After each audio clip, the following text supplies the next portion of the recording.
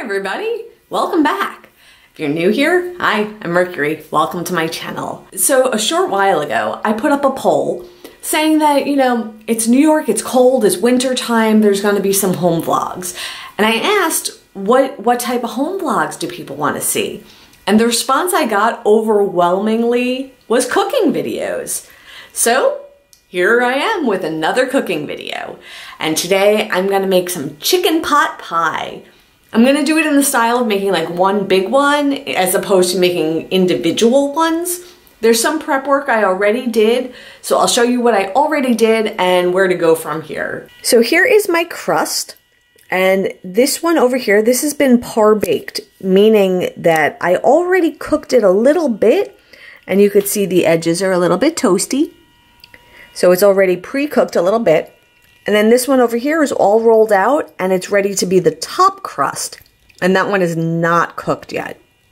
And the reason you par bake the bottom crust is because when you put all the moist ingredients in there, it'll hold up better and it won't get soggy. I also am in the middle of prepping the chicken. So you need to have pre-cooked chicken. You can cook it however you like. I thought I would do sous vide, and the chicken is cooking in the sous vide, which is basically kind of like the reverse of a slow cooker. So the chicken is in that bag, that pouch, with some olive oil, salt, pepper, and oregano. And then this is the sous vide machine, this stick, and that just basically keeps that water that it's floating in at a very constant temperature. Personally, I love cooking sous vide because it has to be the most tender way of getting chicken. Like, I have cooked chicken all my life, and the most tender chicken I eat is when I cook it sous vide. So that is why I opted to do the sous vide chicken tonight. So now I'm gonna cut up some veggies and prep the veggies. We need some carrots, some celery, and instead of onion, I'm gonna use a leek. So I'm gonna go prep those veggies. I'm up to the leek, and I thought maybe not everyone has worked with a leek before, so I wanted to show you. This is what a leek looks like. It's similar to an onion in the same family. So you don't want to use this upper portion. This is no good. You want to use the lower portion. You cut the rooty part off, so you're going to cut that off. And this section here, this is the section we're going to use. And I'm going to just take my knife and I'm just going to cut straight across, like boop, boop, boop, boop, boop. Just like that. So I'll show you what that looks like. So first thing we're going to do is this root, we're going to cut this off. Right there. Now I'm going to remove all this extra leaf. So this is garbage. This can go away. Now I have this. I want to rinse this, and I want to rinse it really good because you get a lot of dirt can accumulate in there, a lot of soil. So I want to really rinse that well. So now I got my leek sliced up, got my celery and my carrots, and I'm going to put this in a frying pan and I'm going to saute all these veggies. Yum, yum, yum, yum, yum. Okay, so I have my oil heating up in my pan. I'm going to start with the carrots. The carrots are the hardiest. They're going to take the longest to cook. Then I'm going to put in the celery, and then I'm going to put in the leeks. Going to kind of cook them in order, because if you put in the leeks first and then the carrots last, the leeks might burn and the carrots might not be fully cooked. So you got to kind of do these in order. So carrots first.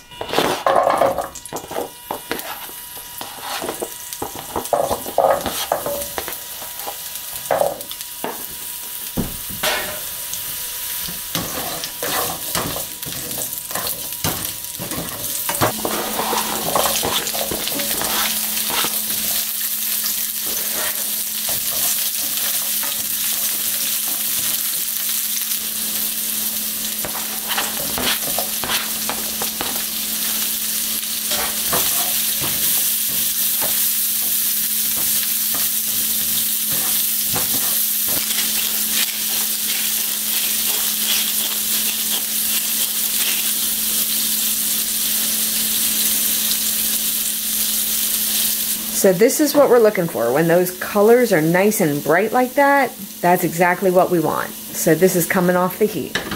So to make the roux, I'm going to use 3 tablespoons of butter, 3 tablespoons of oat flour, and once that's all turned into a roux, that's when I add the coconut milk.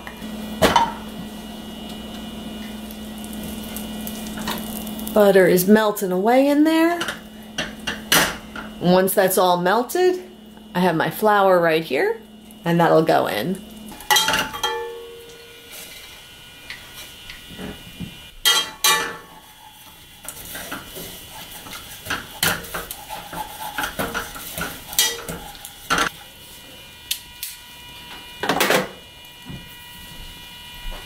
So this is the thickness I'm cooking this roux to, because if I go further, I'm going to start to burn it. With oat flour, it doesn't get quite as thick as a normal roux, but you could see it does definitely get thick. So at this point, I am going to add in my non-dairy milks.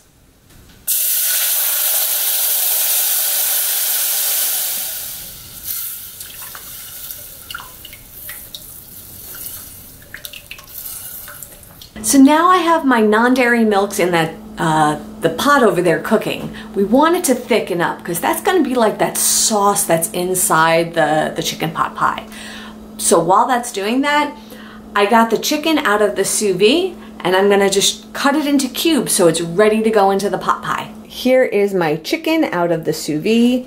You can see a lot of the chicken's kind of stuck together because of the shape of the bag they were in, but that's fine. These are all like little chicken tenders that just sort of decided to cook together into one log of chicken. So this is the thickness I cooked it down to. It'll definitely coat a spoon, but also it almost has like a gelatinous kind of thickness to it. Like if I were to push around Jell-O, it kind of looks like that.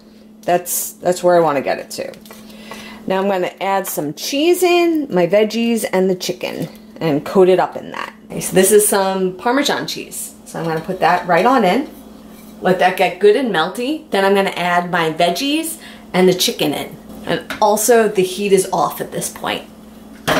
Cheese has successfully melted in. Next up, veggies in.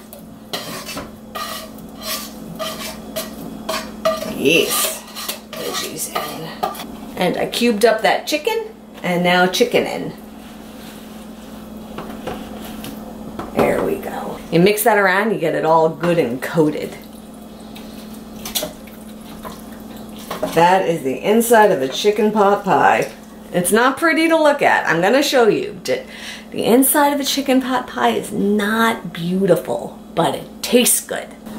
And this is what we're looking at here. Now I'm gonna go and I'm gonna put that into my par-baked pie crust, and I'll put the other pie crust on top, and it's gonna go in the oven.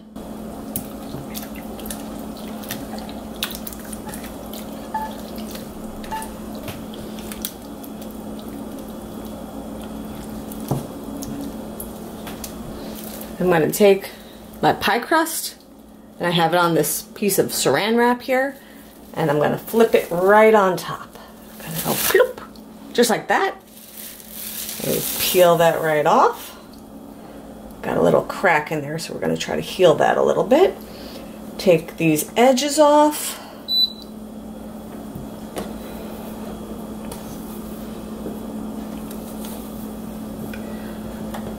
And then we want to tuck these so that they seal. So now I'm going to do a quick egg wash, which basically means I have a scrambled egg here and this like pastry brush, and I'm just going to literally paint the crust, and that's what's going to give it like a shiny finish. So I'm going to do this egg wash. I'm going to put it into a 350-degree oven. Paint, paint, paint.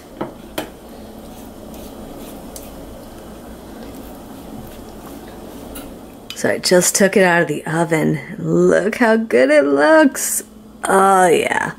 Okay, this has to cool down and then dinner's served. So I very, very, very carefully removed the outer ring of the springform pan.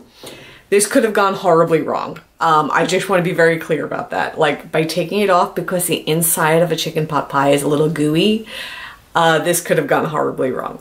Fortunately, it didn't. It's still intact.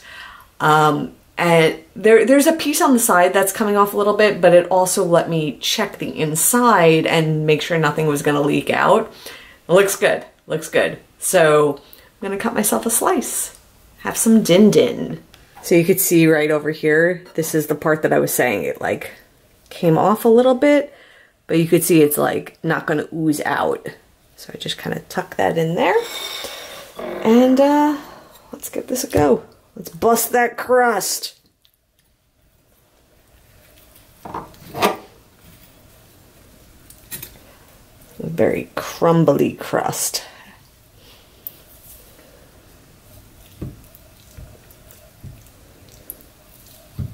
Oh, there's the goo. There's the goo I was expecting. Get a spoon.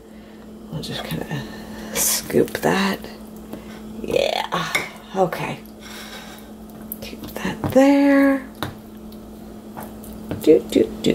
Okay. So here's my chicken pot pie. Not the prettiest slice. I know it got a little messy as I cut it. It's okay. So I do want to give it a taste though. I'm hungry. Let's see.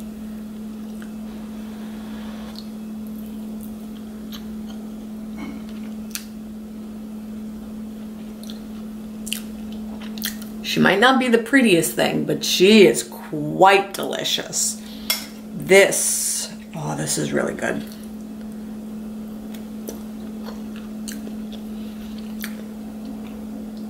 I like the leeks in it. It's a different twist.